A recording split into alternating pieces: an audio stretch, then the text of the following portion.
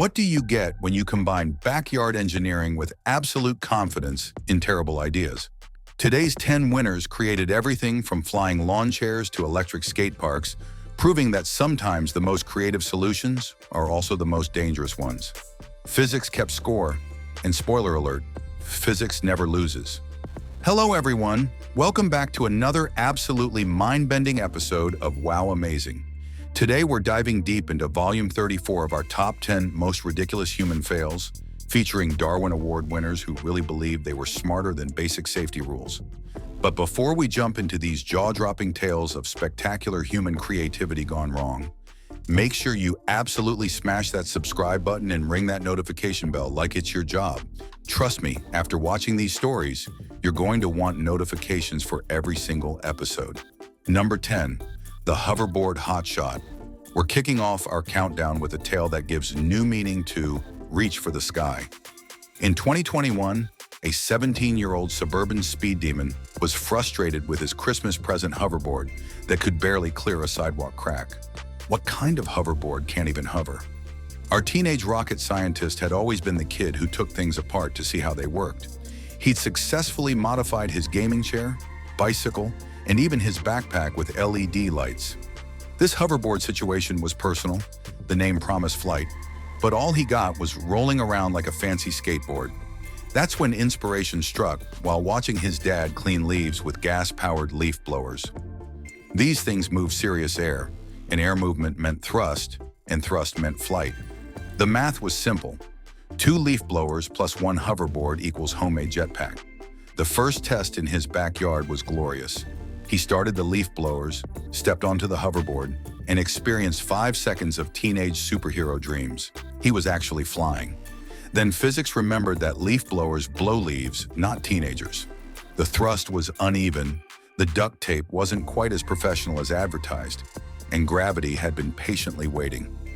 Our flying teenager landed with precision accuracy directly into his mom's brand new minivan. The impact created a perfect hoverboard-shaped dent, complete with leaf blower scratches. The hoverboard scattered across 3 driveways in various stages of destruction. Number 9. The microwave mechanic. Speed cooking is all about efficiency, right? Our 2021 Darwin Award winner was a college student who believed traditional microwave cooking was way too slow for his busy lifestyle. This 19-year-old was tired of waiting those endless 2 minutes for proper heating. Our culinary speed expert's dorm room was full of taken-apart electronics and modified appliances that he'd improved beyond recognition. His roommates had learned to use the common area microwave after his room's unit got the maximum efficiency treatment. The problem was that microwaves were wasteful, all that energy bouncing around instead of focusing on the food. What if he could redirect that energy and make heating faster? His research revealed that aluminum foil could reflect heat and energy, like mirrors redirecting light. The plan was brilliantly simple. Line the entire microwave interior with foil to create a heat reflection chamber.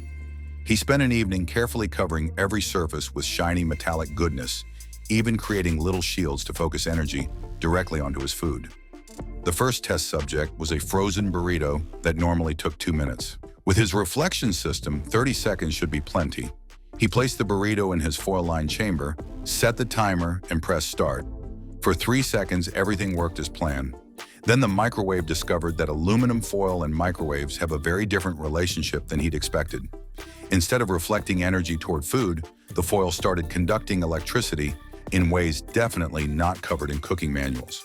The campus fire department used this as training for unusual electrical fires caused by creative cooking methods. Number 8. The electric fence test. Quality control is important in farming, but some testing methods are more hands-on than others. Our next Darwin Award winner was a 45-year-old farmer who just invested in top-of-the-line electric fencing for his cattle and wanted to make absolutely sure it worked. Our agricultural expert had been farming for 25 years and prided himself on thorough equipment maintenance. He'd learned that cheap fencing led to escaped cattle, angry neighbors, and expensive recovery operations. This new electric fence was supposed to solve all his containment problems. The installation crew assured him the fence operated at proper voltage levels. They'd shown him digital readouts, explained safety features, and provided a fancy electronic tester for measuring effectiveness from a safe distance. But our farmer wasn't satisfied with boring electronic measurements and safety equipment. He wanted to know exactly how effective this fence would be from the cow's perspective. If it could stop him, it could definitely stop a cow. He'd touched electric fences before and survived just fine. He approached the fence with scientific curiosity and reached out to grab the wire with his bare hand. The fence was indeed working at optimal performance levels. The electrical shock launched him backward 6 feet and left him twitching on the ground for several minutes. His nervous system experienced involuntary muscle response to high voltage contact, though witnesses described it as dancing like he was being attacked by invisible bees. His cattle, watching from a safe distance, seemed genuinely concerned about their farmer's strange dancing technique. Number 7. The Lawn Chair Balloonist. Backyard aviation has a long history of creative solutions and questionable safety records. Our next Darwin Award winner was a 38-year-old suburban dad inspired by internet legends about lawn chair pilots who decided to recreate the experience with modern improvements. Our backyard aviator had been fascinated by stories of regular people achieving flight through creative methods. He'd researched the famous lawn chair balloon flights and was convinced that with proper planning, he could create an even better version. The plan was elegantly simple. Attach 50 helium balloons to a lawn chair for controlled flight. Bring along refreshments and enjoy a scenic aerial neighborhood tour. He'd calculated that 50 balloons should provide perfect lift for gentle flight. He spent weeks preparing for his maiden voyage. The balloons were top-quality party balloons filled with professional-grade helium. The chair was his favorite outdoor furniture, sturdy, comfortable, with cup holders for the six-pack he'd planned to enjoy during flight. The mathematical calculations seemed perfect. 50 balloons with specific lift capacity, chair weight, his body weight, plus beer weight, everything balanced for controlled, low-altitude neighborhood flight. The fatal flaw was forgetting ground anchoring. He'd focused so intently on lift ratios and balloon distribution that he'd completely overlooked securing the chair during balloon attachment. The moment he attached the 50th balloon, physics took over. The chair lifted immediately, and our suburban pilot realized his controlled flight was happening whether he was ready or not. He had 3 seconds to jump off or commit to adventure. He chose adventure. Witnesses reported seeing him floating peacefully over the Walmart parking lot at 200 feet, holding a beer and yelling, "I can see my house from here," to confuse shoppers below. The FAA logged him as unidentified flying object before realizing it was an unidentified flying person and upgrading his status to unidentified flying idiot. The flight ended 2 miles away when helium balloons naturally deflated. He landed safely in a cornfield, though the farmer was less thrilled about sky visitors dropping into his crops. Number 6. The Toaster Bath Hack. Home comfort is about finding creative solutions to everyday problems. Our next Darwin Award winner was a 32-year-old apartment dweller tired of waiting for his ancient water heater to provide anything resembling warm bathwater. Our bathroom innovator had always found unconventional solutions to household problems. He'd rigged creative lighting systems, modified furniture for better functionality, and even created a pulley system to operate his TV remote from bed. Friends knew him as the guy who could fix anything with duct tape and creative thinking. The water heater situation had become personal. Every evening, he wanted nothing more than a hot, relaxing bath. Instead, he got room temperature disappointment that left him more frustrated than relaxed. Traditional solutions seemed too expensive. A new water heater would cost thousands, and calling a plumber meant time off work and repair schedules.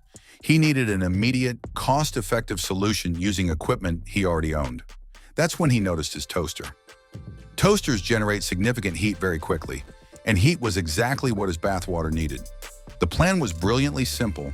Suspend the toaster above the bathtub using duct tape, position it close enough to transfer heat, but not close enough to touch anything wet. The first test seemed perfect. He filled the tub with lukewarm water, activated his heating system, and settled in for his first comfortable bath in months. For 10 minutes, everything worked according to plan. Then he made the fatal mistake of reaching up to adjust the toaster's position. The duct tape had loosened from steam and heat, and the toaster was hanging lower than originally positioned.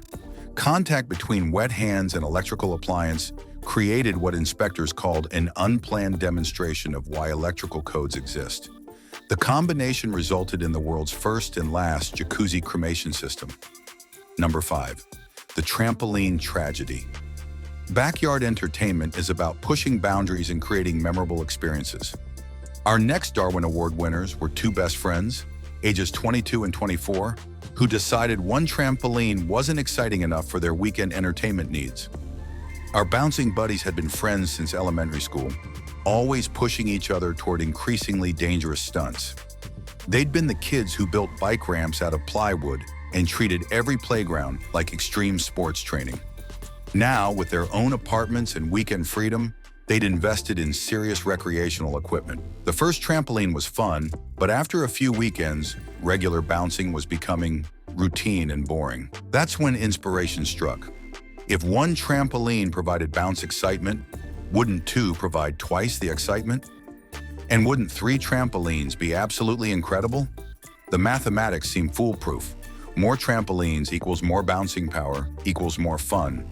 They researched multi-trampoline configurations online and found videos of professional stunt performers using multiple trampolines in controlled environments. They acquired 2 additional trampolines and spent a weekend creating their triple bounce power system. The trampolines were stacked vertically with careful attention to alignment and stability. Bottom trampoline for initial bounce, middle for amplification, top for launching into recreational heaven. The first test jumper took position on the top trampoline, gathered courage, and committed to the ultimate bounce. Physics worked exactly as planned for the first 2 trampolines. The bounce was indeed multiplied, amplified, and absolutely incredible. The problem was calculating bounce power, but forgetting landing trajectory. Our airborne adventurer achieved truly impressive height and distance. He soared over the fence with Olympic grace and human cannonball velocity, landing directly into their neighbor's above-ground swimming pool. The only problem? Neighbors had drained the pool for winter maintenance the previous weekend. Instead of refreshing splash, our flying friend experienced high-velocity contact with rigid pool construction. Number 4. The Cannonball Barbecue. Outdoor cooking is supposed to be relaxing, social, and delicious.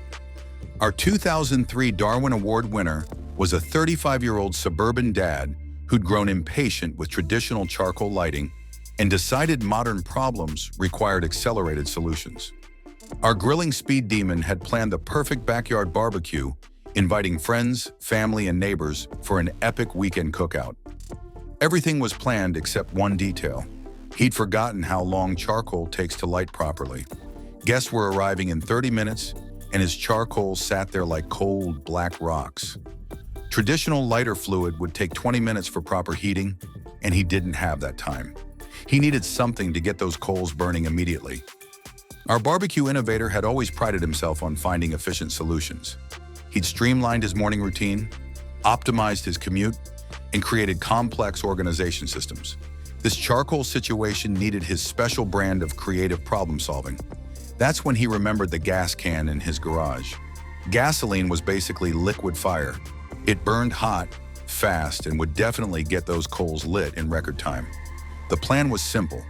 Pour a small amount over the charcoal, light it up, and have perfectly heated coals ready within minutes. He'd seen people use gasoline for burning brush piles and starting campfires, so the concept wasn't completely crazy. The difference was application method and proximity to residential areas, but those seemed like minor details. He poured what seemed like a reasonable amount over the charcoal pile. The coals absorbed the fuel nicely, and everything seemed ready for ignition. He struck a match, tossed it onto the prepared surface, and stepped back to admire his efficient solution.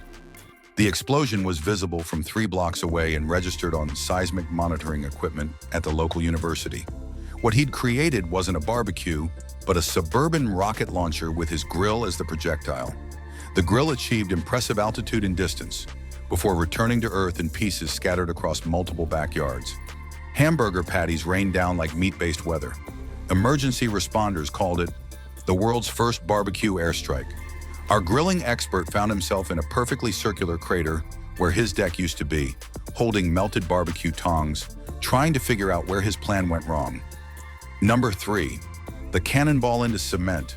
Construction sites are full of hazards and materials definitely not designed for recreational activities. Our next Darwin Award winner was a 28-year-old construction worker putting in long hours on a residential project, looking forward to cooling off after a particularly hot day of concrete work. Our concrete cannonball champion had been working construction for 8 years and considered himself expert at recognizing building materials and construction phases. He could identify proper curing times and knew everything about construction site safety. That day involved pouring a large concrete foundation for a luxury home addition. The work was backbreaking, temperature over 90 degrees, and the crew had fantasized about swimming pools all afternoon. The concrete had been poured perfectly, smoothed to professional standards, and left to cure overnight. After work, driving past the job site, he noticed the homeowners had filled what looked like a perfect rectangular pool right next to their house. The water looked crystal clear, perfectly still, and absolutely perfect for refreshing after-work swimming. He parked his truck, changed into swim trunks, and prepared for what he was sure would be the perfect end to a difficult workday. The pool looked deep enough for a proper cannonball, and the water was so clear he could see all the way to the bottom. What our swimming enthusiasts failed to recognize was that clear, perfectly still water in a freshly constructed rectangular hole isn't actually water at all. It was freshly poured concrete that had been smoothed so perfectly it looked like mirror-calm swimming pool in evening light. He ran toward his target, launched himself with Olympic enthusiasm, and performed what witnesses described as technically perfect cannonball form, right into several $1,000s worth of freshly poured foundation concrete. The impact was immediate and permanent. Instead of refreshing splash, our concrete diver created what inspectors called a human-shaped impression in expensive construction materials. The concrete was perfect consistency to provide a complete mold of his cannonball position. He'd achieved immortality in residential construction, though not in any way anyone would choose. Emergency responders found him embedded in what they initially thought was decorative concrete art. Extraction required specialized construction equipment and hours of careful concrete removal. Number 2, the homemade guillotine. Education is important, and hands-on learning can be effective for understanding historical concepts. Our next winner was a 33-year-old medieval history enthusiast who believed practical demonstration was the best way to understand historical mechanisms. His garage was full of replica weapons, armor, and contraptions he'd built to understand how ancient civilizations solved engineering problems. He'd successfully constructed working catapults, trebuchets, and even a functional medieval printing press. His latest project was inspired by fascination with the French Revolution and guillotine engineering precision. He'd been reading extensively about guillotine mechanics and was impressed by the elegant simplicity, heavy blade, guided rails, and gravity doing the work. His plan was building a historically accurate guillotine for educational demonstration purposes. Construction took months of careful work using authentic materials, heavy hardwood for the frame, forged steel for the blade, and rope systems matching historical specifications. The engineering was perfect, and everything was ready for the first demonstration. For testing, most people would use a watermelon, practice dummy, or other appropriate target that wouldn't result in permanent educational consequences. Our medieval educator had more ambitious plans for demonstrating historical accuracy and effectiveness. He decided the most authentic demonstration would involve experiencing exactly what the guillotine's original subjects experienced. He positioned himself appropriately, activated the release mechanism, and achieved the most historically accurate guillotine demonstration in modern times. The device worked exactly as designed, with precision and effectiveness that had made it important to French revolutionary history. The good news, his historical research was absolutely accurate, and construction techniques were flawless. The bad news, he'd successfully recreated not just the mechanism, but the complete historical experience, including parts not meant to be educational. Number 1, the electric skate rail. Backyard entertainment is about creating unique experiences that push boundaries and provide excitement you can't get elsewhere. Our next Darwin Award winner was a 31-year-old amateur electrician who decided his backyard skate park needed special effects to make grinding more visually spectacular. He'd watched extreme sports videos with professional parks using special lighting and pyrotechnics during competitions. Professional effects required professional budgets, and he was working with weekend project money. He needed cost-effective visual excitement that would make his rails as spectacular as anything on television. Inspiration struck during a creative planning session. Electricity creates sparks. Sparks look awesome, and his metal handrail was the perfect conductor for controlled electrical effects. The plan was elegantly simple. Wire the rail to a car battery for low-voltage contact that would create cool sparks when skateboard trucks made contact during grinds. He'd done enough electrical work to know car batteries provided 12 volts of direct current, which seemed reasonable for visual effects without serious danger. He'd gotten small shocks from car batteries while working on automotive projects, more annoying than dangerous. Installation took an entire Saturday of careful electrical work. He ran wiring from battery to metal handrail, creating a spark generation system that would activate when metal trucks contacted the electrified rail surface. His plan for the first test was performing a simple rail grind while the electrical system was active. Contact between metal truck bolts and electrified rail should create an impressive light show, making his backyard grinding as visually exciting as professional competitions. He built up speed, committed to what he was sure would be the most epic grind of his skating career. The approach was perfect, balance solid, and everything seemed ready for unforgettable skateboarding and electrical showmanship. The sparks were indeed spectacular. For half a second, our electric rail grinder was living his professional-level special effects dream. Then he discovered that 12 volts becomes significantly more dangerous when you're providing direct path between electrical source and ground through metal trucks, bearings, and human nervous system. The electrical contact launched him across the backyard like a tasered ragdoll with excellent hang time. He achieved impressive distance and rotation before landing in his neighbor's hedge with smoking sneakers and paralyzed motor functions. His spark generation system worked exactly as designed, creating visual effects visible from several houses away. The problem: the human body is an excellent conductor for 12-volt systems, especially when standing on metal objects directly connected to electrical sources. Bonus entry: the volcano hot tub. Vacation adventures are supposed to create unforgettable memories and unique experiences. Our next winners were 4 tourists visiting Iceland who decided regular hot springs weren't exciting enough for their epic adventure vacation. Our volcanic vacation planners had saved for 2 years to afford their dream Iceland trip. They'd researched standard attractions, geysers, glaciers, northern lights, and the famous Blue Lagoon. But they wanted something more authentic, adventurous, and definitely more Instagram-worthy than typical tourist experiences. Research revealed that Iceland's landscape was full of natural geothermal activity, with hot springs and volcanic vents scattered throughout the countryside.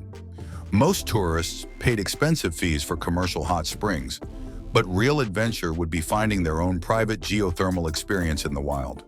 The plan seemed brilliantly simple: hike to an active volcanic area, dig their own hot tub near a natural steam vent, and enjoy completely authentic Icelandic geothermal experience that none of their friends could duplicate.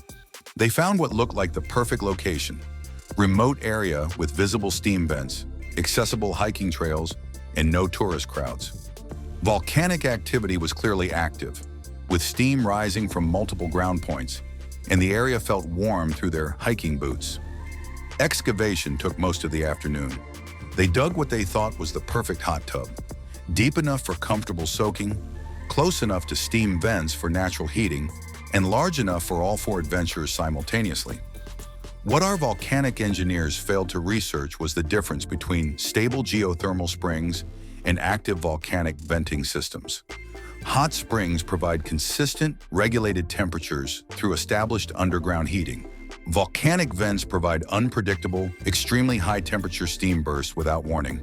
They settled into their homemade hot tub just as a pocket of superheated steam decided to erupt directly beneath their excavated relaxation area. Temperature went from perfectly comfortable to industrial steam cleaner in 2 seconds. The steam eruption was hot enough to cook lobsters and powerful enough to launch all 4 tourists out of their hot tub like geothermal popcorn. What they'd created wasn't a relaxing spa experience, but a natural pressure cooker with themselves as main ingredients. The Icelandic Tourism Board used this incident to create new safety guidelines for independent geothermal exploration. The area is now marked with warning signs in 12 languages, explaining why professional facilities exist and why some DIY projects are better left to professionals. And there you have it, folks. Volume 34 of our Top 10 Most Stupid Darwin Award winners. If any of these tales made you feel better about your own life choices, make sure to hit that subscribe button and ring the notification bell. Remember, the Darwin Awards exist to remind us that survival of the fittest isn't just a theory. It's a daily test that some people fail in the most spectacular ways possible.